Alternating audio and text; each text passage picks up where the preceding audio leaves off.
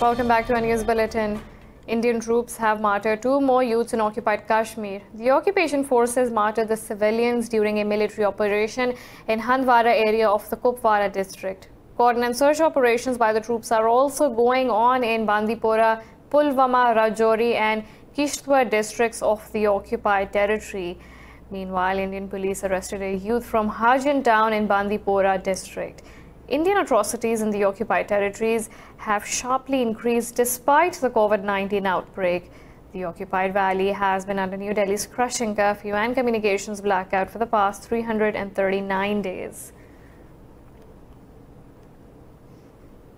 Now, Pakistan's COVID-19 death toll has surpassed 5,100 with 65 more fatalities in the past 24 hours. The Health Ministry said over 2,700 positive cases were reported overnight, bringing the total to over 246,000. It said more than 4,000 people recovered from the virus in the past day, raising the tally to over 153,000. The ministry said over 88,000 cases are active in the country. It said the province of Punjab reported the most new infections with nearly 2,000 cases. Sindh province reported more than 1,700 infections, while the capital Islamabad registered 147 new cases. In Brazil, the death toll from COVID-19 has exceeded 70,000 as over 1,200 fatalities were recorded in the past 24 hours. Meanwhile, the US has once again reported its highest single-day infections as over 67,000 tested positive in the country. The total number of cases in the US has crossed 3.18 million with over 134,000 deaths. The global number of COVID-19 deaths has neared 560,000 with over 12.4 million cases. Further details in this report. The virus is rigorously spreading in the Americas with each passing day. Mexico's death toll has risen by 665 to over 34,000 with a total of 289,000 infections. The government says the real number of infected people is likely to be significantly higher than the reported cases. Brazil remains the second worst affected country from the pandemic in the world after the United States. In a recent poll, nearly 2/3 of the Americans have disapproved of President Donald Trump's handling of the pandemic. U.S. top infectious disease official Dr. Anthony Fauci said the virus is likely to spread through the air to some degree. We've learned painfully now that this is a highly efficient transmitter from person to person. By respiratory droplets, still some question about aerosol, but likely some degree of aerosol. Infected surfaces, it's been shown, can live for variable periods of time. Virus found in different body fluids, but the role in transmission is still unclear. Meanwhile, the World Health Organization says it is unlikely that the new coronavirus will be eliminated. In our current situation, it is very unlikely that we can eradicate or eliminate this virus. If we want to avoid, after lockdown, having major epidemics, we need to watch out for the small clusters, and we need to extinguish those clusters quickly. We all need to remain vigilant. We need to remain vigilant with our physical distancing, with our hygiene, with mask wearing in the appropriate settings. Russia says it is considering to resume international flights after 15th July. Over in China, authorities have reported only 2 new coronavirus cases on the mainland. Meanwhile, South Korea has reported 35 more cases with number of infections declining for the 4th consecutive day. The UN Security Council has failed to find a consensus on prolonging cross-border aid to Syria after Russia and China vetoed another vote. Diplomats say the authorization for the transport of humanitarian aid to war-torn Syria has expired amid the deadlock. The draft proposed humanitarian aid to be delivered through 2 border crossings into Syria from Turkey for the next 6 months. Diplomats say the remaining 13 council members voted in favor of the resolution. The council has been split, with most members against Syrian allies Russia and China, who want to cut the number of border crossings to 1. The council has now unsuccessfully voted 4 times on the issue, while Russia and China have cast 2 vetoes this week. US President Donald Trump says Washington's relationship with China has been severely damaged due to the COVID-19 pandemic. Speaking to reporters on a flight to Florida, Trump said Beijing could have stopped the virus outbreak, but it did not. The president also said he isn't thinking about a possible next stage of the US trade deal with China. The status of the trade agreement between the two superpowers has come under question amid the COVID-19 crisis. Meanwhile, a campaign rally for Trump set for today in New Hampshire has been postponed because of a tropical storm off the East Coast. Dozens of Lebanese protesters have held an anti-US rally outside the American embassy in Beirut. Protesters denounced what they said was Washington's interference in Lebanon's affairs, while some chanted in support of Hezbollah. Protesters hurled stones at riot police and tried to remove barbed wires. Police sprayed water cannons to disperse the crowd. This is the second anti-US protest in the Lebanese capital this week amid strained ties between Beirut and Washington. The change in Istanbul's status of Hagia Sophia Museum has got a strong reaction from around the world. This comes after Turkish President Tayyip Erdogan decreed to convert the landmark into a mosque after a court ruling. The United Nations agency UNESCO has urged Istanbul to immediately open a dialogue to preserve the monument's status as a World Heritage Site. The agency said the World Heritage Committee will hold a review of the building during its next session. Meanwhile, the US and the EU have also expressed disappointment and regret at changing the status of the landmark. Neighboring Greece said the offensive decision will harm Istanbul's relations with Athens and Brussels. Elsewhere, Cyprus and the Russian Orthodox Church deemed the move as historical appropriation. In Serbia, thousands of people protest for a fourth consecutive night against President Aleksandar Vučić for mishandling COVID-19 pandemic. Police fired tear gas to push back the protesters from entering the parliament in central Belgrade. Protesters stormed the parliament, throwing bottles, rocks and flares at the police and removing metal fences.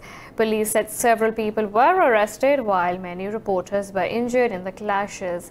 This week, protesters were initially rallied against economically stifling measures to contain the pandemic, but demonstrators soon turned anti-government, demanding Vučić's resignation. Now, Serbia's President Aleksandar Vučić says he is hopeful of a peace deal between his country and Kosovo. Speaking in an interview after a video conference, he said efforts by Germany and France to restart talks are paying off. Vučić said he wants to find a way to reconcile Serbs, Kosovars and Albanians still scarred by the wars of the 1990s. Regarding a possible peace deal, the president said he does not care if it happens in a month or in 2 years. In a statement, Berlin said discussions between Vučić and Kosovo's Prime Minister Abdullah Hoti will resume on Sunday via video conference. Kosovo declared independence from Serbia in 1999, which Belgrade does not recognize. Singapore's ruling People's Action Party has retained power in the general election, but with a reduced majority. The returning officer announced PAP won 83 of the 93 parliamentary seats. The opposition Workers' Party secured 10 seats. The PAP has got just over 61% of votes compared to nearly 70% in the last election in 2015. In a press conference, Prime Minister Lee Hsien Loong said the votes percentage was not as high as he had hoped. He said the result still reflects broad-based support for the PAP. Russia says the treaty on open skies will collapse if the US persuades its allies to pull out after its withdrawal. Russia's Deputy Foreign Minister Sergei Ryabkov said the US move to withdraw from the treaty is unjustified and its motives are unacceptable. In an interview, Ryabkov said the US is trying to put the blame for this decision on Russia is unscrupulous. He said the US is following a policy of maximum freedom from any restrictions in the arms control sector. After the US decision to withdraw from Open Skies and the INF Treaty, New START is the only binding nuclear arms agreement between the two countries. We're now taking a short break, but stay tuned for more news.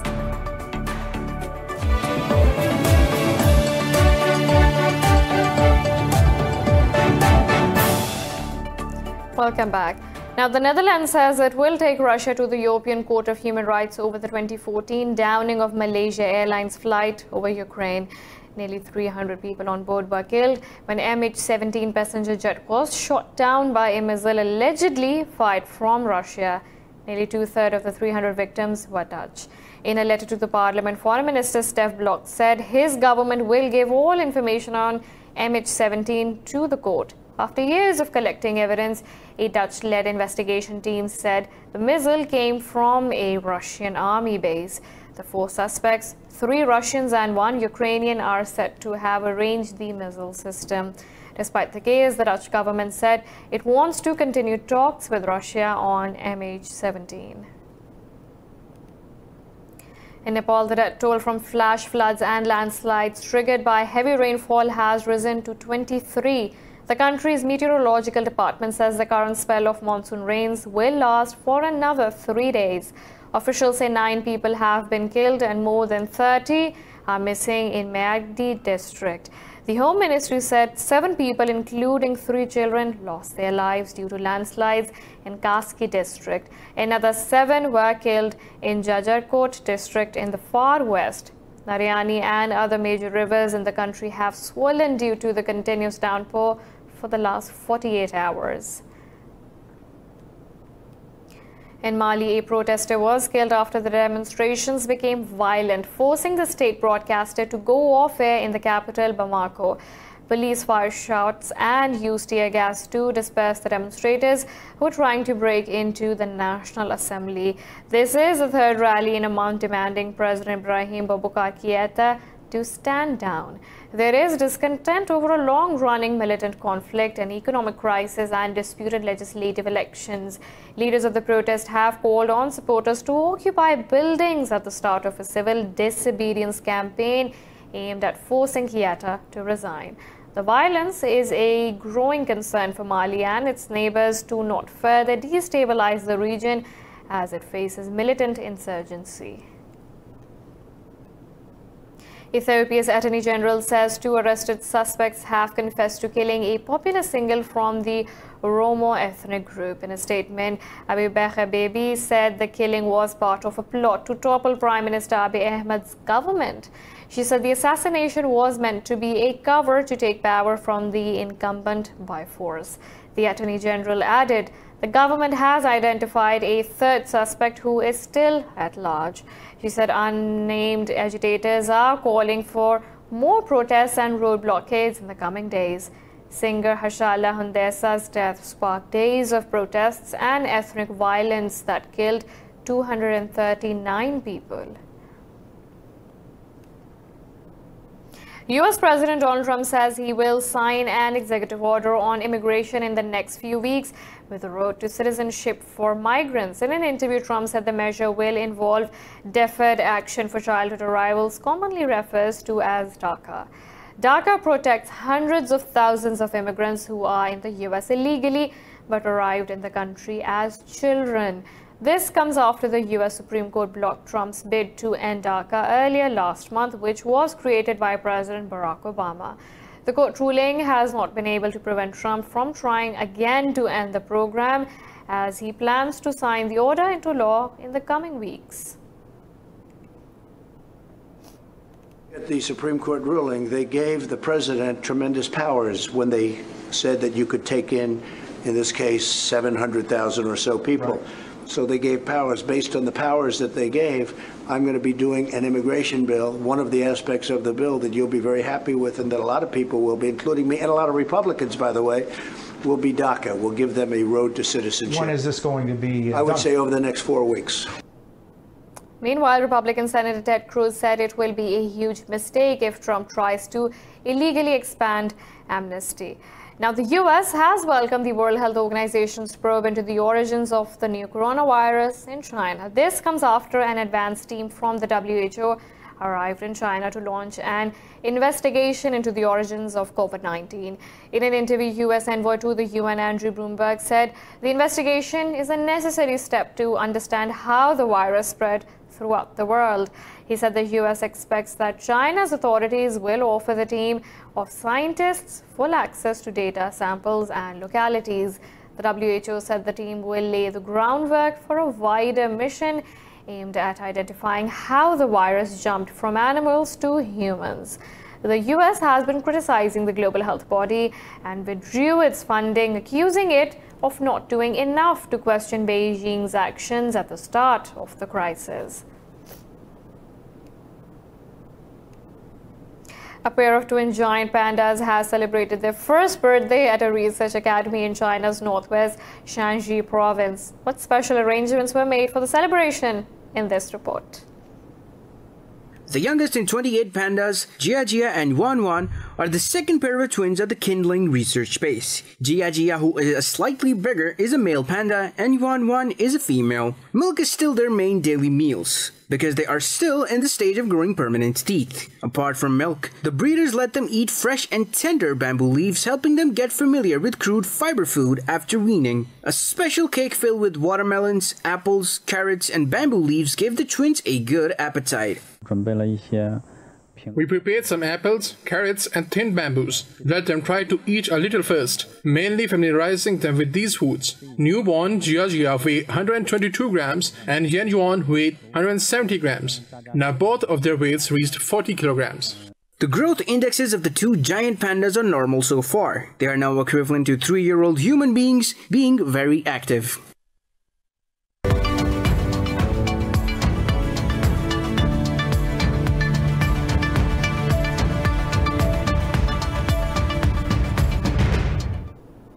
UAE's Emirates airline president Tim Clark says the Middle Eastern carrier is set to cut as many as 9,000 jobs because of the coronavirus pandemic.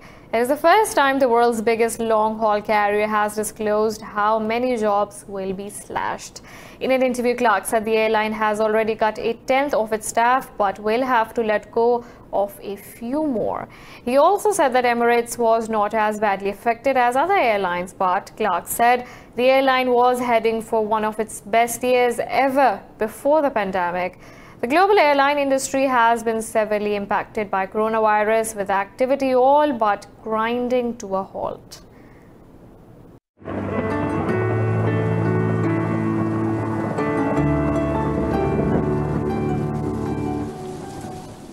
Now let's look at the weather from around the globe.